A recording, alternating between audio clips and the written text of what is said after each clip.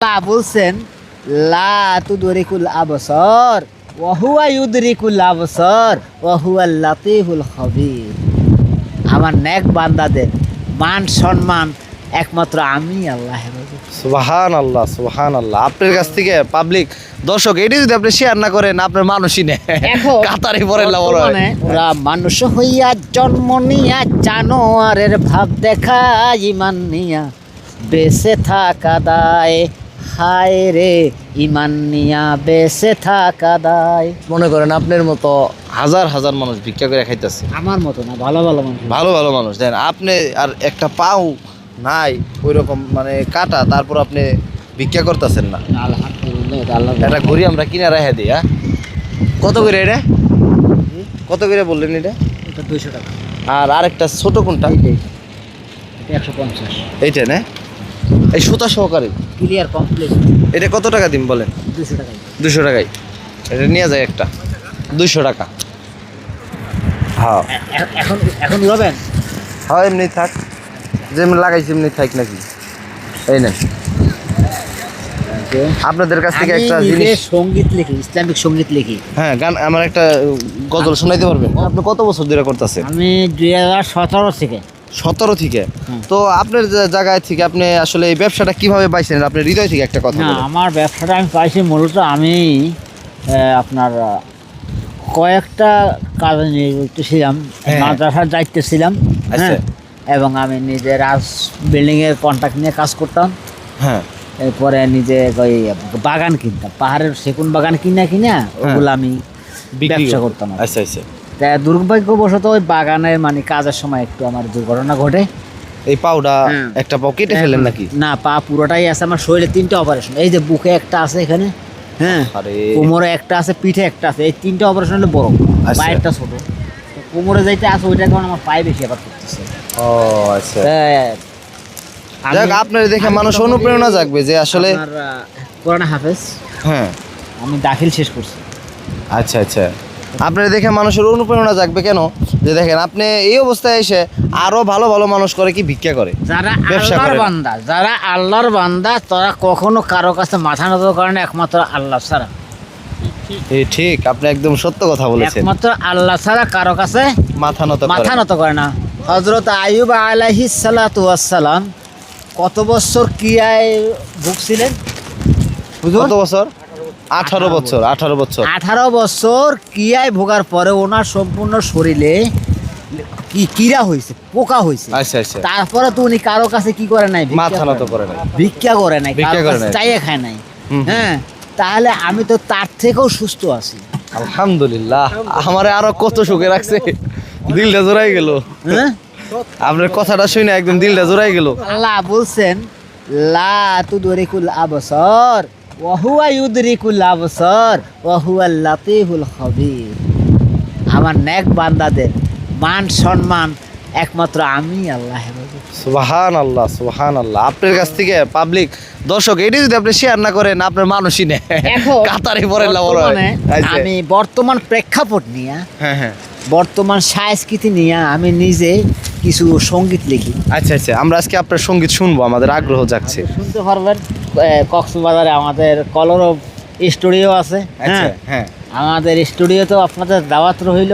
হ্যাঁ হ্যাঁ হ্যাঁ হ্যাঁ, আমাদের আবু সুফিয়ান ভাই আগামীকালকে কক্সবাজার আসতেছেন। কালকে? হ্যাঁ, আবু সুফিয়ান ভাই কালকে কক্সবাজার আসতেছে? আসবেন, আজকে রাত্রেই আসবেন। কালকে আমাদের একটা এই বাচ্চাদের একটা প্রশিক্ষণ। কোন জায়গায় উনি আসবে? কোন জায়গায়? হ্যাঁ, কোন জায়গায়? এখানে মানে উনি বসবেন কোন জায়গায়? উনি বলবেন আপনার লিঙ্ক রোডে আমাদের অফিস আছে কলরবের। ও আচ্ছা আচ্ছা, ওখানে বলবেন। আচ্ছা। তা আমার নিজের লেখা একটা সঙ্গীত বলে এটা সময় কম আমার হাতে। হ্যাঁ, কষ্ট দিচ্ছি আপনাকে। তবে আমার এই সঙ্গীত কিন্তু কাউকে হেয় প্রতিপূর্ণ করার জন্য নয়, কারো সম্মান হানি করার জন্য নয়। আমার এই সঙ্গীতটা হলো শুধু একমাত্র যারা নিদ্রিত ঘুমন্ত মানুষ, যাদের বিবেকটা ঘুমিয়ে গেছে, তাদের জন্যই আমার এই সঙ্গীত। আচ্ছা আচ্ছা, কথা বুঝছেন? মানে উনি ভিক্ষা না করে কিন্তু মানে ব্যবসা করছে, ওই হিসাবটা খেয়াল করছেন? মানে ওনার কাছ থেকে 10 টাকা বেশি দিয়ে কিনলেও লস নাই। ও আচ্ছা আচ্ছা। এই তা আমি কি বলতেছিলাম যে আমি কাউকে হেয় প্রতিপূর্ণ করার জন্য নয়, শুধু একমাত্র যারা ঘুমন্ত, যাদের বিবেকটা ঘুমিয়ে আছে, বিবেকটাকে জাগানোর জন্য আমার এই সঙ্গীত। তাহলে এদিকে ওরা মানুষ হইয়া জন্ম নিয়া জানোয়ারের ভাব দেখায়, ওরা মানুষ হইয়া জন্ম নিয়া জানোয়ারের ভাব দেখায়, ইমান নিয়া বেঁচে থাকা দায়, হায় রে ইমান নিয়া বেঁচে থাকা দায়। ঠিক। ওরা মানুষ হইয়া জন্ম নিয়া জানোয়ারের ভাব দেখায়, ইমান নিয়া বেঁচে থাকা দায়, হায় রে ইমান নিয়া বেঁচে থাকা দায়। ওরা জোড়ায় জোড়ায় রাস্তার পাশে সাগর পাড়ের টুলে বসে, ওরা জোড়ায় জোড়ায় রাস্তার পাশে সাগর পাড়ের টুলে বসে, নানান রকম ভঙ্গিমাতে পশুকেও যে হার মানায়, ও ভাই নানান রকম ভঙ্গিমাতে কুকুরকেও যে হার মানায়, ইমান নিয়া বেঁচে থাকা দায়, হায় রে ইমান নিয়া বেঁচে থাকা দায়। স্বাধীন দেশের স্বাধীন নারী রাস্তা পাইছে ফাঁকা, মুসলমানি নাম ধরিয়া খোদাকে দেয় ধোকা। ঠিক।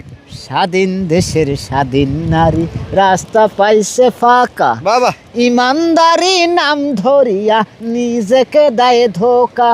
ও ভাই রাস্তাঘাটে চলতে গেলে লজ্জায় মরে যায়, ও ভাই সাগর পারে ঘুরতে আইলে শরমে মরে যাই, মরছি আমি দায়ুসের জ্বালায়, হায় রে ইমান নিয়া বেঁচে থাকা দায়। ওরা মানুষ হইয়া জন্ম নিয়া জানোয়ারের ভাব দেখায়, ওরা মানুষ হইয়া জন্ম নিয়া জানোয়ারের ভাব দেখায়, ইমান নিয়া বেঁচে থাকা দায়, হায় রে ইমান নিয়া বেঁচে থাকা দায়। ওরা পর্দাকেও খারাপ মানে বোরকা রাখে ঘরের কোণে, ওরা পর্দাকেও খারাপ মানে বোরকা রাখে ঘরের কোণে, মনের খাহেস মিটায় নারী ঘুরিয়া রাস্তায়, হায় রে ইমান নিয়া বেঁচে থাকা দায়। ওরা নারী হইয়া জন্ম নিয়া পুরুষ পুরুষ ভাব দেখায়, মরছি আমি দায়ুসের জ্বালায়, হায় রে ইমান নিয়া বেঁচে থাকা দায়। আসসালামু আলাইকুম। অসাধারণ অসাধারণ কাকা, কেমন লাগছে গজলটা? ভালো লাগছে নি ওনার কথাটা, মানে যে কথাগুলো বলছে গজলটা শুনছেনি তো কেমন লাগছে? ভালো ভালো হ্যাঁ, এখন এই যে উনি যে কথাটা কইছে সত্যই তো, ইমান নিয়ে বেঁচে থাকা তো দায়ী। কক্সবাজার আইছেন, কি দেখতেছেন বাজান? কয়জন মানুষ হালাল ভাবে আইছে? ও ঠিক আছে ঠিক আছে, হ্যাঁ? আমরা এমনি দেখতে আসি।